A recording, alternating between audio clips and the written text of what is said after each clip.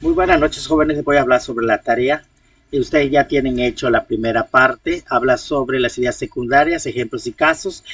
Lo pueden tomar del libro tal cual está o parafrasear las ideas del libro. Obviamente lo tienen que citar como esto y eso se cita tanto para los cuatro se cita. No solo porque les puse aquí, solo se lleva los cuatro. Y es una idea secundaria de tipo ejemplos y casos concretos, una idea secundaria de descripciones y características, una idea secundaria de contextualización, una idea secundaria de explicación o reformulación, lo vimos en la clase. Todas se citan. Después van a agregar esta parte de la narrativa del libro. Van a hablar sobre la idea principal del libro, qué tema aborda todo el libro, temas se redacta en formación afirmativa, por ejemplo, de qué trata, lo que yo les comentaba en la clase, la crónica de una muerte anunciada. Trata de el asesinato como una forma predeterminada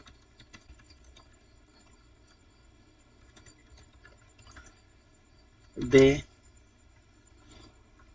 ocultar estereotipos sociales. ¿Sí? Porque entonces así van a poner varios. El contexto cultural, ¿en qué época se da? ¿En qué periodo?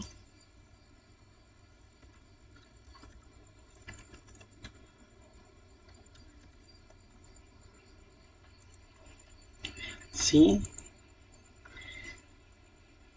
Si es una zona rural o urbana, como es la cultura en ese lugar.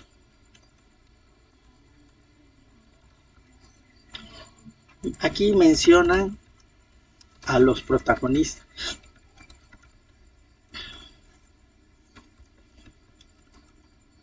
y las describen. Y también me van a hablar ustedes sobre el planteamiento del problema. ¿Cuál es el punto principal que inicia la historia? En el desarrollo, ¿cuál es el conflicto principal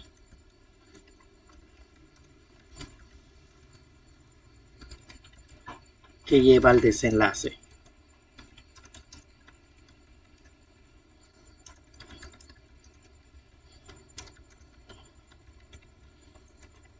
¿Sí?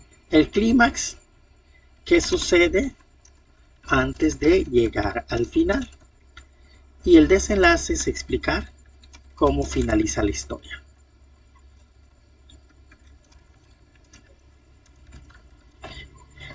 Este es lo que lleva. Después de esto vamos a ir a otra parte.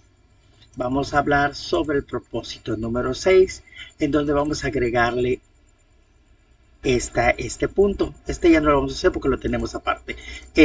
La narración. Aquí van a explicarme el tipo de narrador. Según el libro, marca diferentes tipos de narradores. Y el narrador puede ser homodiegético, autodiegético, extradiegético. El homodiegético es aquel que narra desde su persona, por lo general es en primera persona. Por ejemplo, yo digo, vi que María salía de su casa y iba paseando por toda la calle. María se ocultaba de otras personas. Entonces estoy hablando en primera persona de homodiegético, es decir, que sobre lo que yo percibo. Autodiegético es aquel que participa en la narración y es de hecho el personaje principal. Por lo general está en primera persona o en segunda persona, es decir, yo soy María. Salí de mi casa, me sentí asustado cuando iba caminando, me di cuenta que sucedían ciertas cosas, poco a poco fui saliendo de mi casa. Estoy hablando autodiegético, yo mismo cuento mi historia, yo soy el protagonista, por lo tanto puede ser en primera o en segunda persona, autodiegético. Extradiegético, es decir, que se narra desde la tercera persona. Otra persona cuenta la historia que ve. ¿Sí? Yo estoy hablando de otra persona, es decir, ella iba caminando, iba directo a la escuela, en el camino se topó. Entonces estoy hablando en tercera persona, estoy contando la historia fuera del contexto. Entonces ustedes van a decidir qué tipo de narrador es y me van a dar el por qué. Por lo tanto, aquí me van a decir qué tipo de narrador predomina en el libro y sustentan el por qué. Recuerden que puede ser de 3 tipos, vuelvo a repetirlo, puede ser homodiegético, autodiegético y extradiegético. Después que ya me digan el tipo de narrador que tiene el libro, me van a decir el tipo de narración que se está manejando. En el libro nos expone los tipos de narradores. A ver, voy buscando. Las narraciones puede ser una narración realista, es decir, que se apoya de algo que sucedió en la vida real y que le va dando una historia. Puede ser narrador fantásticas, que es una historia donde hay dinosaurios, dragones, hadas, algo que no existe. Después tenemos la narración de ciencia ficción, es decir, que toma historias imaginarias, abundando el impacto de la ciencia y la tecnología. Narrador histórico habla sobre un hecho social que sucedió, un hecho histórico que sucedió en determinado periodo. Okay. Entonces, una narración autobiográfica, alguien cuenta su propia historia a través de una novela, esa narración autobiográfica. Entonces, esos son los tipos de narrador. Pues aquí voy a poner si es una narración realista, fantasiosa, de ciencia ficción, histórica, qué tipo de narración es. Entonces aquí me dicen el tipo de narración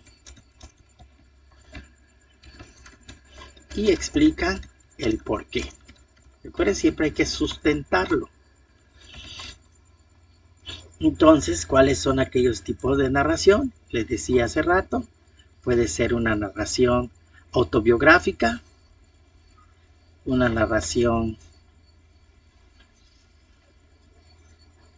histórica. Entonces, ustedes me van a decir qué tipo de narrador es: histórica, ¿qué otro hay? Les dije, narrador de ciencia ficción, narración